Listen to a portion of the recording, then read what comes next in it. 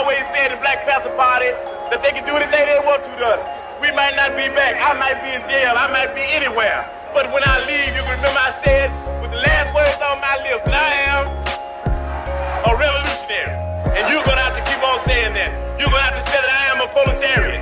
I am the people. I'm not the pig. You got to make a distinction. And the people are going to have to attack the pig. The people are going to have to stand up against the pig. That's what the Panthers are doing. That's what the Panthers are doing all over the world. But when I leave, you can remember I said with the last words on my lips that I am a revolutionary.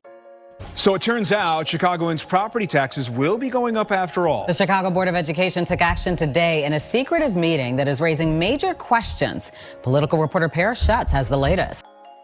Welcome back. Welcome back. I'm Miss Sassy Cassie on DIBM, or Diatribes of an Incognito Black Woman. And on this channel, we dive into anything I find relevant to our daily lives as average, everyday people. We call out the systemic racism that's been embedded into the founding of this very country and culture, and make sure those upholding same-said culture are actually held accountable.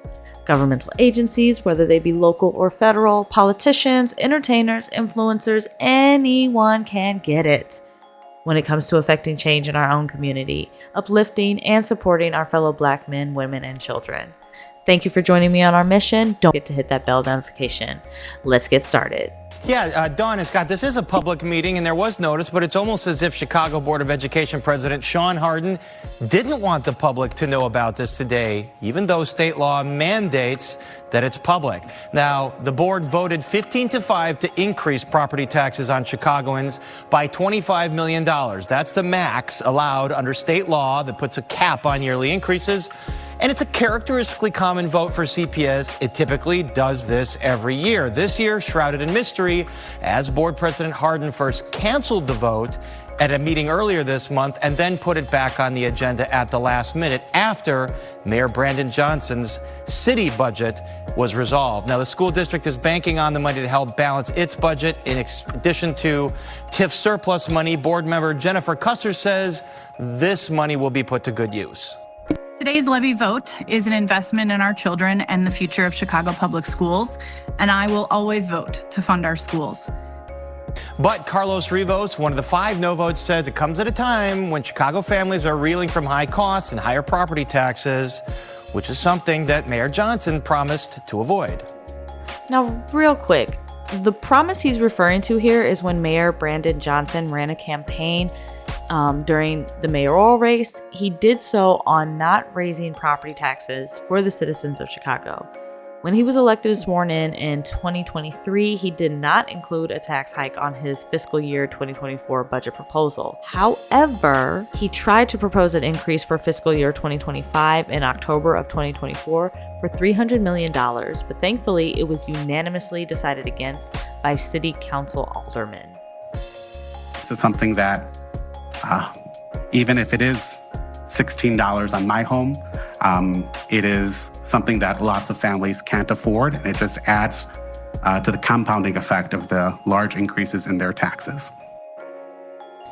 And an outside group called Urban Center had this reaction, quote, "Their quiet action today at a board meeting few knew about during the holiday season, and conveniently, after the mayor's failed budget, despite his claims of protecting Chicagoans from property tax increases, only serves to demonstrate board members' contempt for taxpayers who continuously foot the bill to pay for the demands of the Chicago Teachers Union, a Johnson ally." And now, to make matters stranger, I'm told by multiple sources today that Board President Hardin called members into separate group meetings to complain about leaks to the media, namely a supposed leak to yours truly, revealing that this meeting, a public meeting requiring public notice, was scheduled and would take place.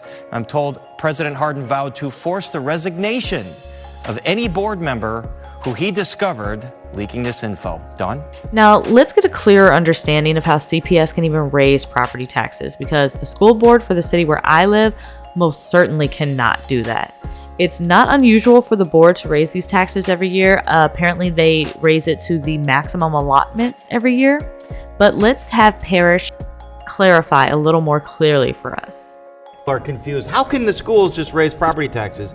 I thought the mayor or city council had to do that. And that's a great question. It's good to dig into the distinction here. So the school system and the city are two completely separate forms of government, even though the mayor traditionally has always appointed the school board members. Obviously that's changing now with the elected school board, but they've had their own ability to levy taxes. They have their own tax levy.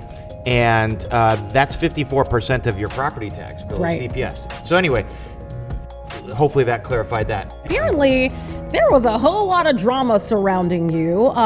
This was a public meeting. You put out a tweet. Right. And this had everything to do with the school board. So this was about 4 board members calling me and telling me that this is what happened. I had gotten word that this special meeting was scheduled for this week, and I tweeted it last week. I just tweeted the notice of the meeting, or I said, oh, by the way, they're going to meet to consider this property tax hike. What I was told yesterday was the board president, Sean Harden, took all the board members and showed my tweet on a screen saying, I'm going to catch the leaker, and when I do, I'm going to force their resignation. This is what multiple board members told me. Now, this is a public meeting. They have an obligation to let the public know about this. The audacity to threaten these board members with termination for potentially leaking information about a publicly available meeting make it make sense. What exactly are you trying to hide, Mr. Harden? And with this year looking particularly shady because the Board of Education president canceled the public meeting for the vote, but then tried to sneak it back on the calendar and successfully did so, I may add. The meeting was purposefully rescheduled for after the mayor's budget was passed, which did not include a property tax hike. Looks like colluding to make sure property taxes were increased this year one way or another, if you ask me. But anyway, I wanted to read this article real quick as it contains some interesting little tidbits to kind of wrap up this diatribe that wasn't really included in the news clips, and I just wanted to give my 2 cents on them. So this article is from ABC Eyewitness News from Monday, December 29th, 2025 by Sarah Schultz, titled CPS Board Approves Property Tax Hike to Close Budget Gap. Chicago's part elected, part appointed school board voted to raise property taxes. And I did do some digging, and because I was curious. And those that are appointed board members are appointed by the mayor. And it looks like it's roughly an even balance of about 10 to 11. And as we already know from earlier in one of the clips, we know that Mr. Johnson has some allies on the Board of Education. Clearly, the ones he appointed. And then he got some of those that were elected to flip as well and to vote on raising property taxes. So for you Chicagoans who are going to be coming and voting for who's supposed to be running in 2027, you all need to go and look at who you've already elected that you might want to be getting rid of. It looks like Custer, DeBerry, Brown, Biggs, Lopez are elected officials, and they all voted yes to increase the property tax on you all this year. Just to let you know who you may or may not want to vote for again. Let's continue. While it is a small amount, some board members say any amount is too much during a time when some residents' property tax assessments have gone way up. While Chicago public school doors are locked for winter break, the Chicago Board of Education is working. On Monday, board members convened a special meeting to vote on raising the property tax levy. We are not in a position to say no to money. We have charter schools closing left and right. We have federal funding that's being taken away. We have to do what's right for our students, Chicago School Board member Norma Rios Sierra said. She also voted yes, by the way. CPS in most Illinois school districts are primarily funded by local property taxes. On a Chicago bill, it is the largest taxing body. CPS is allowed to raise the rate, but it is capped at the lower of either 5% or the rate of inflation. When the district closed a $729 million budget deficit in August, it raised the levy slightly below the legal limit. Monday's vote was to raise it to the legal limit. All of Mayor Brandon Johnson's board allies voted for the increase. There we go, right there.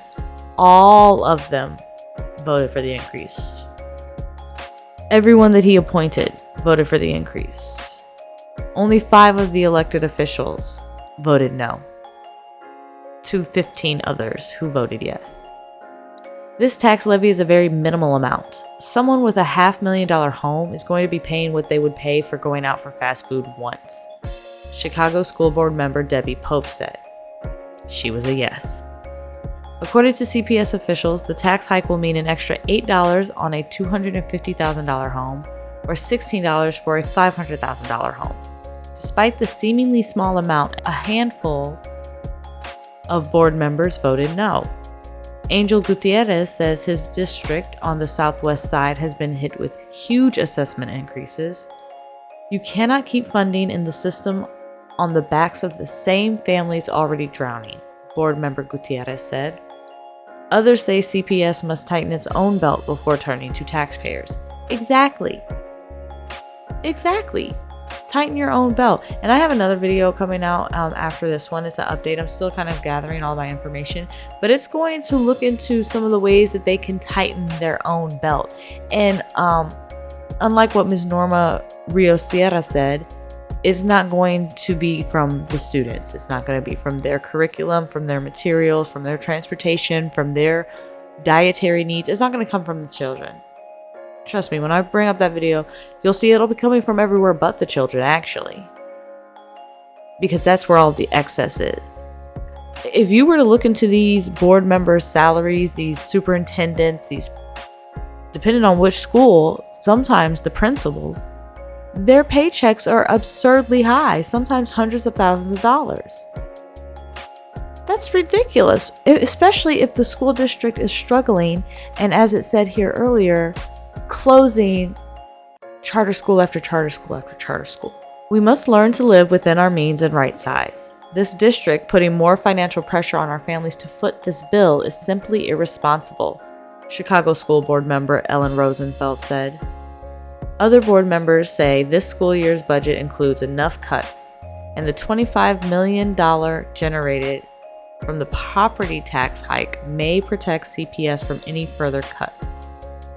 The next place to go are cuts that directly affect kids. And an extra $29 million just to cushion that blow will be really helpful for those services. Board member Jenny Custer said. Yeah, that's the same lady who was like, I will always pay for the schools. Don't go counting other people's pockets and talking about, yeah, we just need an extra $29 million. If you all could just cough that up real quick. Anyway, while its fiscal situation is figured out for this school year, school board members know 2027 will be even more challenging. The same year, elections will be held for all school board members. And Miss Custer here, Miss Jenny Custer that I just mentioned, she is an elected board member. She can most definitely be replaced in the upcoming elections. All right, that's going to wrap it up for us today. Don't forget to like and subscribe and leave a comment. Do you agree that the property taxes should be increased every year? Do you think Chicago public schools should even have the capability to increase property taxes, irrespective of whatever city council does with their own portion of property taxes? Look forward to hearing from each of you. Bye.